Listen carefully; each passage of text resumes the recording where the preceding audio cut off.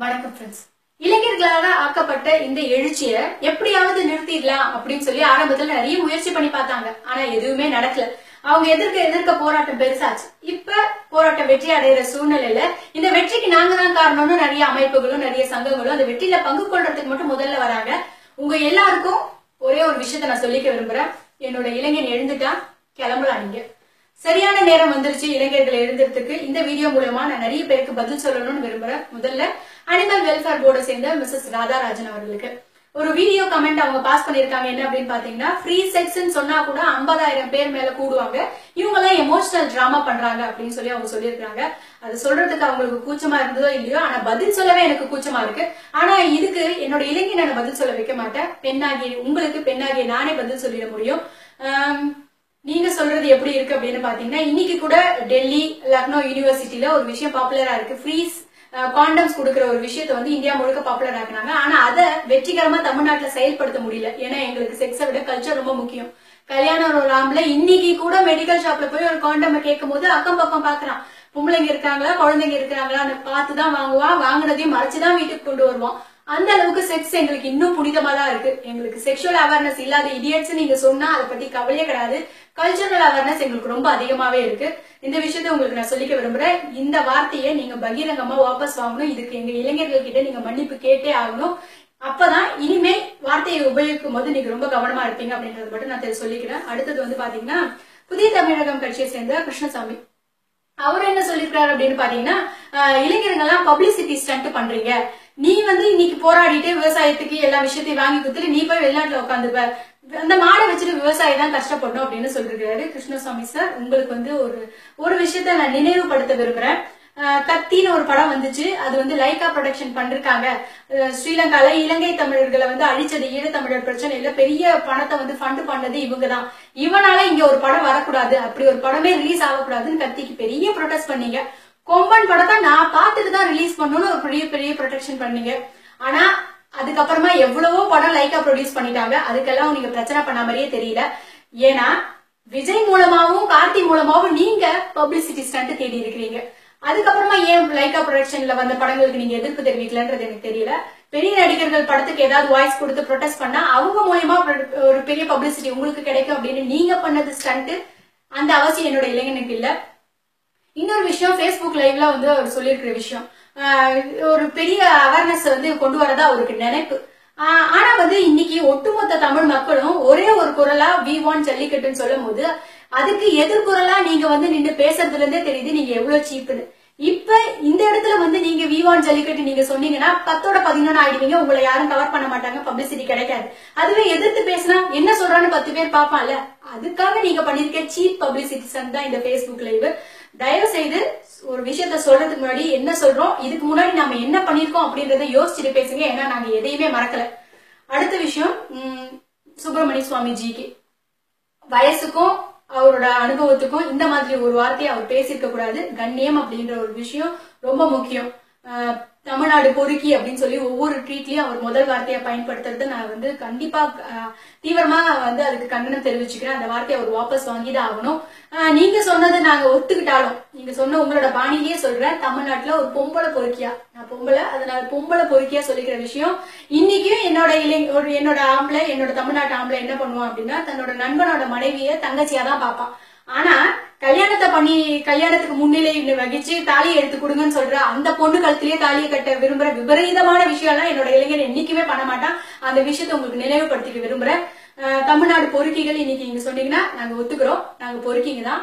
பொறுமையா இருந்து இவ்வளவு நாள் பொறுக்கிகளா இருந்திருக்கிறோம். மத்தபடி நீங்க சொல்ற வேற அர்த்தம் கிடையாது. தமிழ்ல பொறுக்கின்றதுக்கு பல அர்த்தம் இருக்கு. நீங்க என்ன அர்த்தத்துல சொன்னீங்களோ நாங்க வேற அர்த்தத்துல எடுத்துக்கிறோம். இன்னொரு வாட்டி அந்த வார்த்தையை பயன்படுத்தும் போது பல முறை யோசிக்கணும்.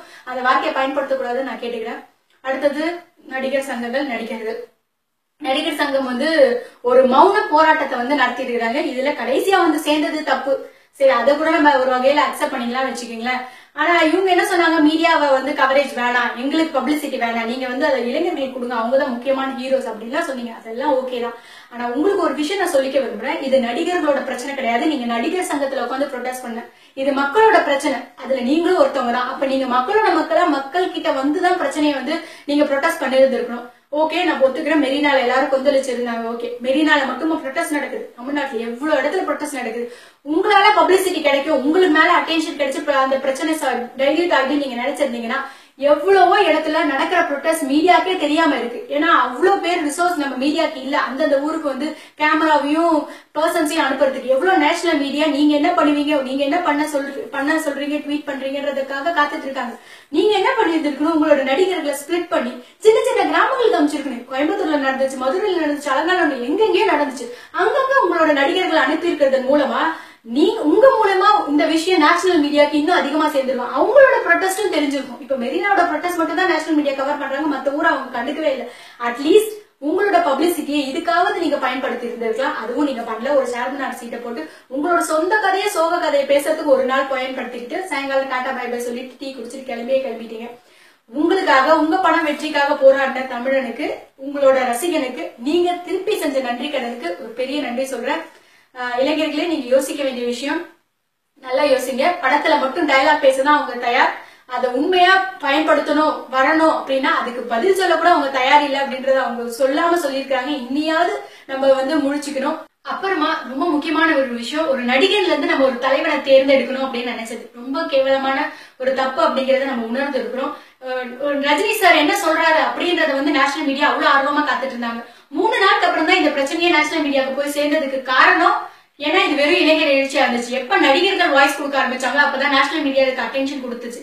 சூப்பர் ஸ்டார் ரஜினிகாந்த் என்ன பண்ணிருந்திருக்கலாம். எனக்கு பெரிய ஆதங்கம் என்ன அப்படின்னா, ஒரு படத்துல அவ்வளவு டைலாக்ஸ் வைக்கிறாரு, சொத்தை எழுதி அப்படியே வந்து எல்லா மக்களுக்கும் கொடுக்குற மாதிரி, அரசியலுக்கு வருவானா வரமாட்டான்ற மாதிரி டைலாக்ஸை வச்சு ஏன் வந்து மக்களுக்கு வந்து தேவையில்லாத நம்பிக்கை நீங்க கொடுக்குறீங்க அப்படின்னு எனக்கு தெரியல. நீங்க அரசியல் வரமாட்டீங்கன்றது நல்லாவே தெரிஞ்சிருச்சு. நரேந்திர மோடிஜி வந்து டிமானிட்டேஷன் கொண்டு வரும்போது புதிய பாரதம் பிறந்துச்சுன்னு ட்வீட் போட உங்களால முடிஞ்சது. உங்களுக்கு ஏன் இந்த ஜல்லிக்கட்டு பிரச்சனைக்கு ஒரு ட்வீட் போட முடியல? இன்னைக்கு போய் நடிகர் சங்கத்துல போய் உட்காந்து உள்ள ப்ரொடெஸ்ட் பண்ணி என்ன பிரயோஜனம்? அதே மௌன போராட்டம், அந்த விஷயம் எனக்கு புரியல. நீங்க என்ன கருத்து வச்சிருக்கீங்கன்னு தெரிஞ்சுக்கணும்னு நாங்க நினைக்கிறோம். நீங்க சப்போர்ட்டா இல்லையா, நீங்க வெறும் போய் ப்ரொடெஸ்ட் பண்றதுனால நீங்க சப்போர்ட்டா பீட்டாக்கு ஆதரவா இல்ல எங்களுக்கு ஆதரவான்னு எப்படி தெரியும்? இந்த இடத்துல நீங்க மைக்க புடிச்சு பேசிக்கணும். பேச வேண்டிய இடத்துல நடிகர்கள் பேசுறது கிடையாது. எங்க பேசக்கூடாது அங்க மைக்க போட்டு மணிக்கணக்கா உட்காந்து தேவையில்லாத கான்ட்ரவர்சிஸ் எல்லாம் பரப்புறதே அவங்களோட வேலையா போயிடுச்சு. இப்ப இளைஞர்களுக்கு நாம தான் முழிச்சுக்கணும். நானும் அந்த ஒரு முட்டாளா தான் இருந்திருக்கேன். ரஜினி எல்லாம் வந்துட்டா வந்து செம்மையா இருக்கும், நம்மளோட தமிழ்நாடு எப்படி மாறிடுது அப்படின்னு ஒரு கற்பனை கண்டிருக்கேன் அவரோட படங்கள் எல்லாம் பார்த்து. அது எவ்வளவு அபத்தமான பொய் அப்படிங்கிறது வந்து எனக்கு நல்லாவே தெரிஞ்சிச்சு. ஒரு கருத்து சொல்ல கூட தயங்கப்படுறவர் சூப்பர் ஸ்டாரா கண்டிப்பா இருக்கவே முடியாது. தலைவன் அப்படின்றது யாருன்னா எந்த ஒரு எதிர்பார்ப்பும் இல்லாம தன்னோட எந்த ஒரு விஷயத்துக்கும் முன்னிலைப்படுத்தாம மக்களுக்காக குரல் கொடுக்கிறவன், தைரியமா குரல் கொடுக்கிறவன் தான் தலைவனா இருப்பான். அந்த குவாலிட்டி கண்டிப்பா எந்த நடிகர்களுக்கும் நம்மளுக்கு இல்லவே இல்லை. ஏன்னா அவங்களோட இதெல்லாம் பாக்குறாங்க, அவங்களோட பப்ளிசிட்டி போயிருமோ, அவங்களோட ஃபேன் ஃபாலோயிங் போயிருமோன்னு பயப்படுறவங்க ஒரு தலைவன் ஆக முடியாது. அதனால எந்த ஒரு அரசியல்வாதியிலையும் இனிமே எந்த ஒரு நடிகரையும் நம்ம தலைவனை தேடக்கூடாது. தலைவன் நமக்குள்ள இருக்கான், இளைஞர்களே உங்களுக்குள்ளார இருக்கான். இனிமே வெளியே தலைவரை தேடுறதை விட்டுட்டு நமக்குள்ள இருக்கிற தலைவனை தான் நம்ம தேடி ஆகணும். அடுத்தது வந்து அரசியல்வாதிங்க ஒரு பை எலெக்ஷன் நடக்கிறதுக்கு ஒட்டுமொத்த அமைச்சர்களும் போய் 1 மாசம் டென்ட் அடிச்சு அந்த ஊர்ல முறவாசல் செஞ்ச டைம் இருந்த உங்களுக்கு இன்னைக்கு இவ்வளவு பிரச்சனை நடக்கு. குழந்தைங்க, பெரியவங்க, வயசானவங்க எல்லாம் வேலை வெட்டியை விட்டுட்டு சோறு தண்ணி இல்லாம அங்க உட்கார்ந்துட்டு இருக்காங்க. என்னன்னு கேட்க, சாப்பிட்டியான்னு கேட்க ஒரு நாள் வந்தீங்களா? நீங்க எவ்வளவு கேவலமான ஒரு தலைமை கீழே நம்ம இருக்கிறோம் அப்படின்றது எங்களுக்கு நல்லாவே தெரிஞ்சிருச்சு. இதுல ஹைலைட் பாத்தீங்கன்னா எச் ராஜா என்ன சொல்லியிருக்காரு அப்படின்னா, ஆர்டினன்ஸை பாஸ் பண்ண உதவி செஞ்ச நரேந்திர மோடிஜிக்கு தேங்க்யூ அப்படின்னு சொல்லி ஒரு ட்வீட் போட்டிருக்காரு. தயவு செய்து அந்த ட்வீட்டை நீங்க ரிட்டர்ன் எடுத்துக்கணும் அப்படின்றது வந்து என்னோட வேண்டுகோள். ஏன்னா இது நல்லாவே தெரியும், மனசாட்சி தொட்டு நீங்க யோசிச்சு பாத்தீங்கன்னா இது மோடிஜியால நடக்கலன்னு உங்களுக்கு நல்லாவே தெரியும். இந்த இளைஞர்கள் தான் அதுக்கு காரணம். சப்ஜூடியஸ்ல இருக்கு, என்னால ஒண்ணும் பண்ண முடியாதுன்னு கைய வச்சவர் தான் மோடிஜி. அடுத்த 2 நாள்ல இது அடுத்தடுத்த கட்டத்துக்கு போயிருக்கு. இன்னைக்கு ஆர்டினன்ஸ் பாஸ் ஆகுது அப்படின்னா அதுக்கு முழுக்க காரணம் இங்க ஆதார் கார்டு கொடுத்துருவேன், எலெக்ஷன் ஐடி கார்டு எங்களுக்கு வேணாம், ஒரு 10 பேர் போய் கலெக்டர் ஆபீஸ்ல எனக்கு இந்த உரிமை வேணாம், எனக்கு இந்த சிட்டிசன்ஷிப்ல எனக்கு எதுவுமே நடக்கலன்னு சொன்னா ஆட்சியே கலையும். அந்த பயத்துலதான் அது மாதிரி நடந்துடக்கூடாதுன்னு பயத்துல இப்ப வந்து பண்றாங்க. இப்ப ஒரு நாள்ல இந்த ஆர்டினன்ஸ் பாஸ் பண்ண உங்களால முடிஞ்சிச்சு அப்படின்னா ஏன் அதை 2 வருஷம் முன்னாடி பண்ணல? ஏன் 5 நாள் வரைக்கும் எங்களை இப்படி வந்து அலக்கடிச்சிங்க?